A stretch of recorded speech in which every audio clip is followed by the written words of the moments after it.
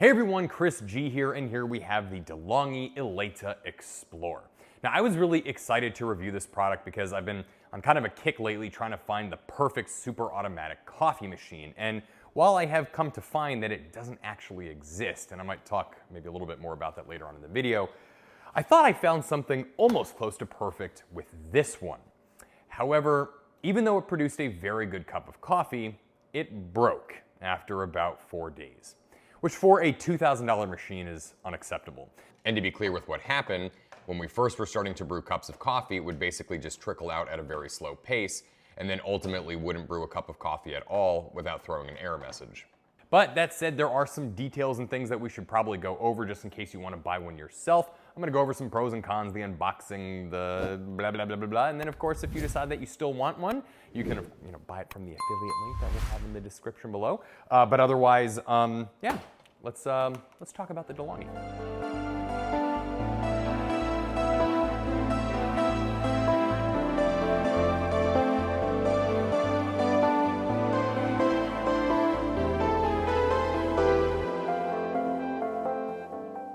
All right, so first and foremost, unboxing the thing is pretty straightforward. Basically, you've got the machine, all the tray parts. Came with a little sample bag of like Delonghi's preferred espresso beans, so that was kind of nice.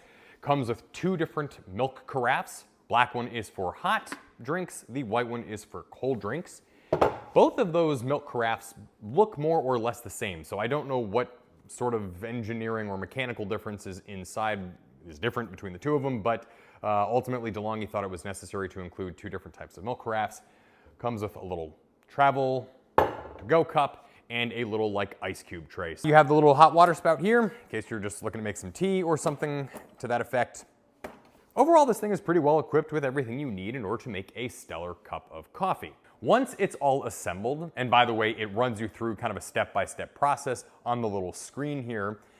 This is, by the way, one of the best screens and interfaces that I have used on any of the super automatic machines that I have reviewed. Ultimately, it's a very, very clean, nice interface. It's responsive. It kind of runs you through anything that you need to do, any kind of errors and prompts. There are a couple of drawbacks to it, and actually speaking of the errors and prompts on screen, basically, if you have an issue where like you need to either clean the milk jug or refill the water tank or something like that, it doesn't let you like close out the error message to get back to the original task at hand. No, you have to basically rectify the problem before it will let you start brewing another drink or looking through the menu, etc. and so forth. But ultimately, it is a fantastic interface, and there are a few manufacturers, including Jura and even frankly Philips, that could probably take a page out of Delonghi's book.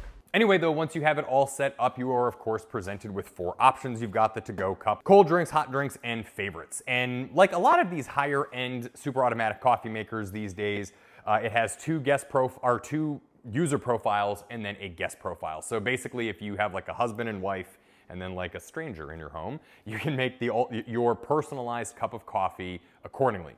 And then of course you can store that in the favorites section, so that way you don't have to filter through 15 different hot drinks. You can just hit favorites, hit cortado, and you are good to go. Speaking of hot cortados, this is one of the few machines that actually produces a cortado. And for that matter, one of the few super automatics that produces a regular latte.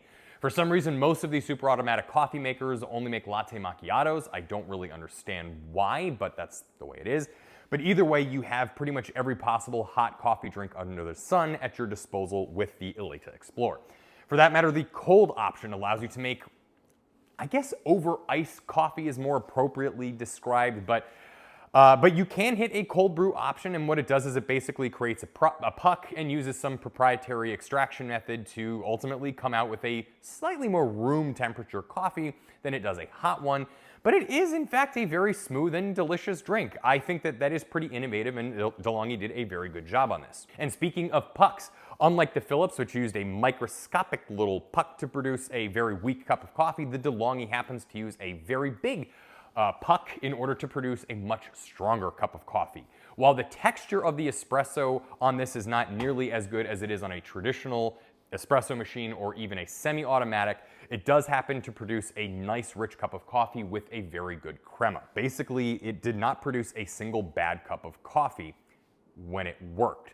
So let's go ahead and dive into some cons on the Delonghi and why you may not want to buy it, other than the fact that it has the reliability of a Yugo.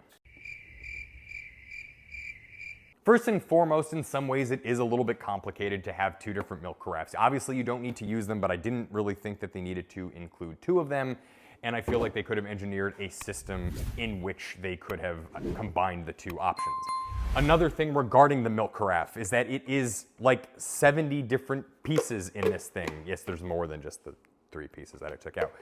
But the same can be also said about the tray.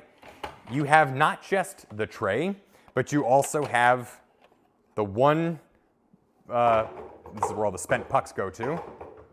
Another part for where the spent pucks go to, like basically a trim piece. The metal faceplate. Another metal faceplate for the to-go cup. The to-go cup tray.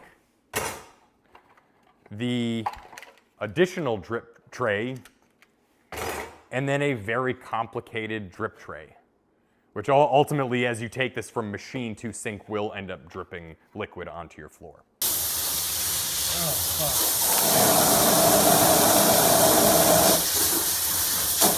so yeah, I sort of feel like Delonghi could have simplified this asinine tray. I mean, that is 1, 2, 3, that's 10,000 pieces. And for what?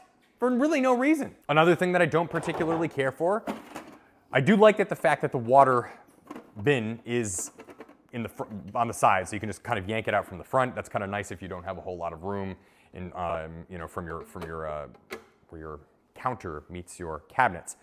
But ultimately, it's just sort of cheap, flimsy, chintzy plastic, and even the filter on the inside of here is just sort of wobbling. It fell out, just sort of wobbling about in there. I feel like Delonghi could have done a better job with the materials, because it's not just in the water tray, but frankly, the entire machine for a $2,000 coffee maker is just kind of built a little bit cheap. It's good looking, it's kind of modern by design, but it's all a bunch of cheap and flimsy plastics.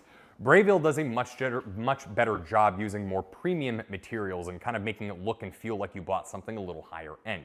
Delonghi needs to work on that. There's also a couple of issues with cleaning the thing. So yes, Delonghi claims that it's supposed to be dishwasher friendly and that everything in this thing is supposed to come out and be able to get tossed right into the cleaner. But we have found that removing this brew head unit is, when it's in clean mode, is really quite difficult and challenging.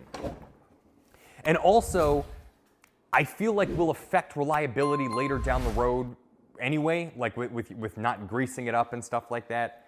We also found that the pucks often kind of clogged into one area of the little bin, so it would tell you that it was full even when it wasn't. Little nitpicky things like that, but inexcusable for a machine of this caliber and price. So does it produce a superior cup of coffee to the Philips, for example? Absolutely it does. It is stronger and a better tasting cup. But I just can't help but feel like they missed the mark on the Eletta Explore for a few reasons. And with that, I just don't recommend buying it. I really, really wanted to like this super automatic coffee maker, but I think I am going to try to find some better options out there. Namely just reliable ones. Of course, you might be asking, Chris, what other options are there? Well, you do have Jura. The problem with Jura is that they make like 4,000 different models, and figuring out exactly what features that you need and want according to your budget can be kind of a tedious task with them. There's also the fact that their stuff is all proprietary, so maintaining it, cleaning it, servicing it, that's all something you have to send it back to Jura in order to do, and that's kind of a pain in the butt and a deal breaker for most. You then, of course, have the Philips lineup of machines, but they produce a very weak cup of coffee. Then you have Breville, but they only really make semi-automatic machines with a couple of few exceptions. So that really just sort of leaves you with Delonghi, Miele, Seiko, and a few others, which haven't tested all of those. But the pickings are slim when it comes to finding a reliable super automatic coffee maker, and that is kind of a disappointment and a bit of a letdown. I would say that that's maybe a reason why most people don't have them, aside from, of course, the price tag. So while I'm not going to tell you what a good alternative is or which coffee maker you should buy, I am going to tell you that I am still on the hunt for it, and hopefully I'll have an answer for you here soon. Nevertheless, in the meantime, I'm going to stick with my old reliable, which is our Breville Oracle Touch semi-automatic espresso machine.